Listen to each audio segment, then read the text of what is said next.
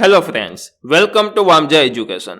આજના વિડીયોમાં આપણે ધોરણ 8 વિષય ગણિતનું ચેપ્ટર નંબર 10મું છે ઘનાકારોનું પ્રત્યક્ષીકરણ. તેમનું સ્વાધ્યાય 10.3 નો ક્વેશ્ચન નંબર 5 આપણે જોવાના છીએ અને આ ચેપ્ટરનો આ લેક્ચર નંબર 12મો છે. શું ચોરસ પ્રિઝમ એ સમઘન જેવો જ હોય છે? સમજાવો. ચોરસ પ્રિઝમ છે તે સમઘન જેવો હોય છે કે નહીં તે સમજાવવાનો છે. તો સૌથી પહેલા ચોરસ પ્રિઝમ કેવો હોય તે આપણે જોવો જોશે. તો મિત્રો, અહીંયા આકૃતિમાં તમે જે પ્રિઝમ જોવો છો તે ચોરસ પ્રિઝમ છે. ઓકે, હવે આ પ્રિઝમ સમઘન જેવો હોય છે કે નહીં તે સમજાવવાનું છે. તો આમનો જવાબ કંઈક આ ટાઈપનો આવશે કે ના, ચોરસ પ્રિઝમ એ હંમેશા સમઘન જેવો ન હોય. હવે જોજો, ચોરસ પ્રિઝમ કોને કહેવાય? તો કે નીચેના ધારો કેટલી? 4. ઉપરની ધારો કેટલી? 4. બંનેની ધારો સમાન છે?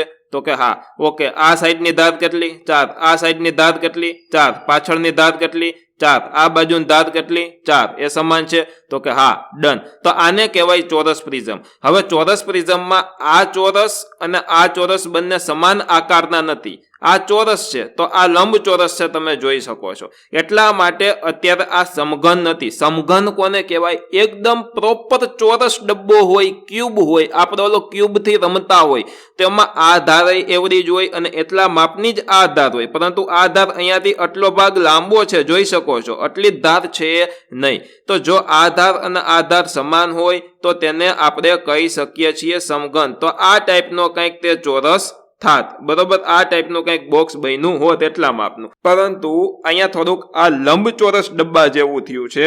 એટલે આ ચિત્ર આપણું એક જાતનું છે પ્રિઝમ, પરંતુ સમઘન નહીં, લંબઘન છે.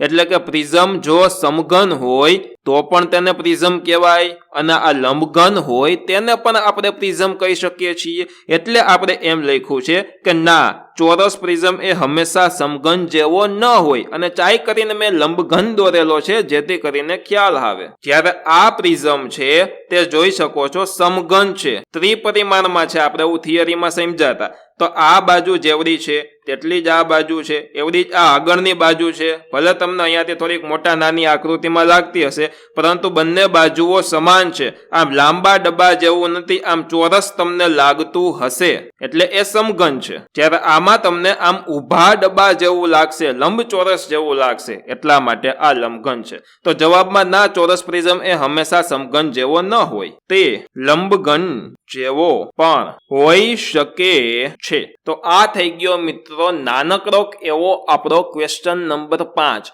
આમાં પ્રશ્નો પૂછવા કરતા સમજવા અગત્યના છે, કારણ કે આ અત્યારે બેઝ છે. આ બેઝ ઉપરથી આપણે ભવિષ્યમાં દાખલાઓ ગણશું. બરોબર? ઓકે, તો આની સાથે સાથે આપણો આ લેક્ચર પૂરો થાય છે. આશા રાખું છું કે તમે વ્યવસ્થિત રીતના મેં જે તમને શીખવ્યું છે તે તમે સમજી ગયા હશો. જો તમને મજા આવી છે તો ચોક્કસ વિડીયોને લાઇક કરો. ચેનલમાં નવા હોવ તો સબસ્ક્રાઇબ કરીને બેલ આઇકન દબાવો તથા આ વિડીયોને તમારા મિત્રો, પરિવાર, દોસ્તો સાથે ચોક્કસથી શેર કરો. તથા મારું મોટિવેશન વધારવા માટે કોમેન્ટ બોક્સમાં સરસ મજાની મને ગમે તેવી કોમેન્ટ કરો. ઓકે, અને હા, તમારા ધોરણના કોર્સ ખરીદવા માટે પ્લે સ્ટોરમાંથી વામજા એજ્યુકેશન એપ્લિકેશન ડાઉનલોડ કરો. ધન્યવાદ.